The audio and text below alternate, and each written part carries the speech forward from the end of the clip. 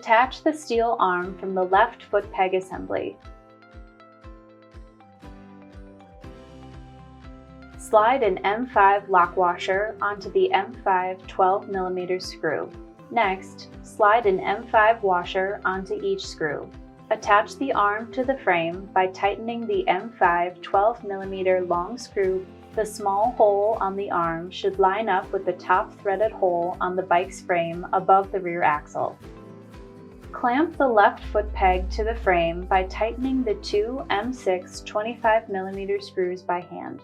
The top screw should align with the large hole in the steel arm.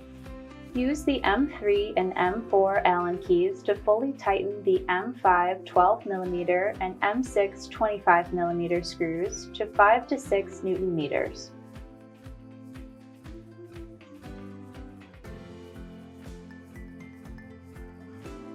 Rotate the foot peg down into the riding position. Repeat the previous steps for the right foot peg. Align the left and right side panels so that they are oriented in the same direction and the holes line up with each other.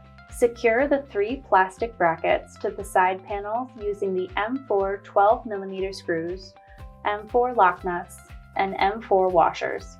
The plastic brackets should clamp to the outside of the side panels as shown.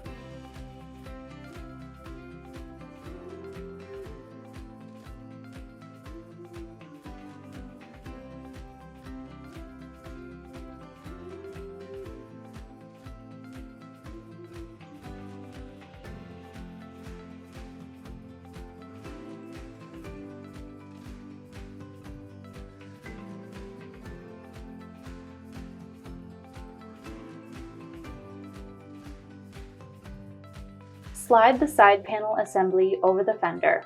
Once the rearmost strap is past the taillight, push the side panel assembly down into position. You should hear a snap once the lock nuts on the side panels pass below the fender lip.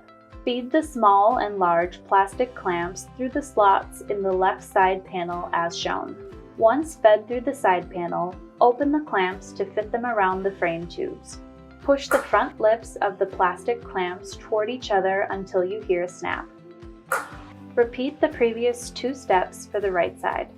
Install 3 small clips onto the left fender wire by pushing them until you hear a snap.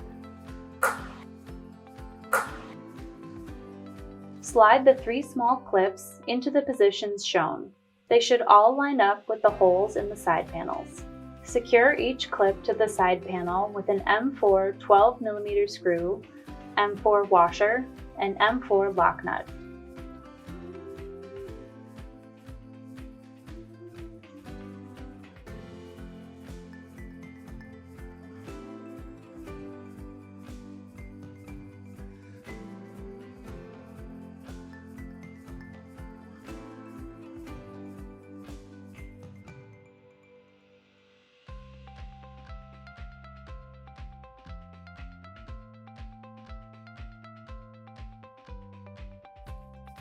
Repeat the previous steps for the right side. Remove the small caps covering the threaded bolt openings. These can be kept and reinstalled without the accessory in the future. Rest the front handlebar frame on the 2 front crossbars on the rear rack. The front crossbar tube should have threaded inserts on it. Key the handlebar bottom bracket into the slot on the handlebar frame as shown. Helpful tip: rotate the handlebar and bracket open to the key hook features together.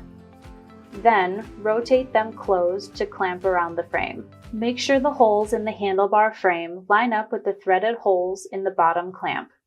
Slide a lock washer onto each 16mm screw. Next, slide an M5 washer onto each screw.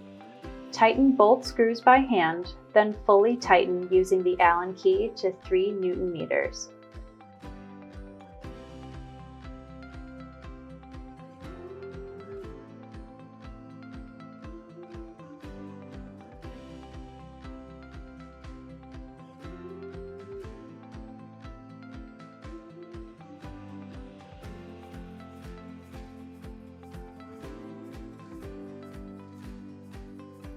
Slide a lock washer onto each 16mm screw. Next, slide an M5 washer onto each screw.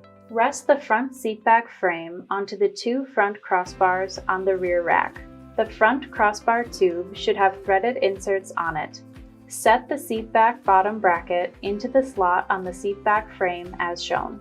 Helpful tip: rotate the seatback and bracket open to key the hook features together.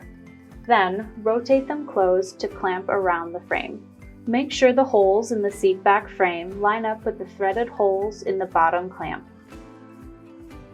Tighten bolt screws by hand, then fully tighten using the Allen key to 3 Newton meters.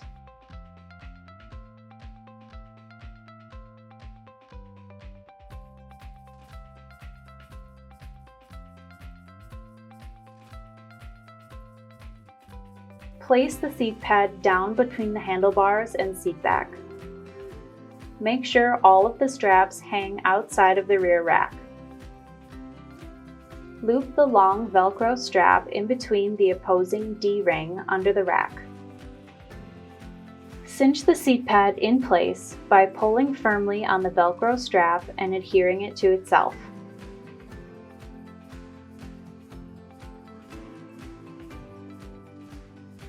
If properly tightened, the seat pad should not shift when jostled.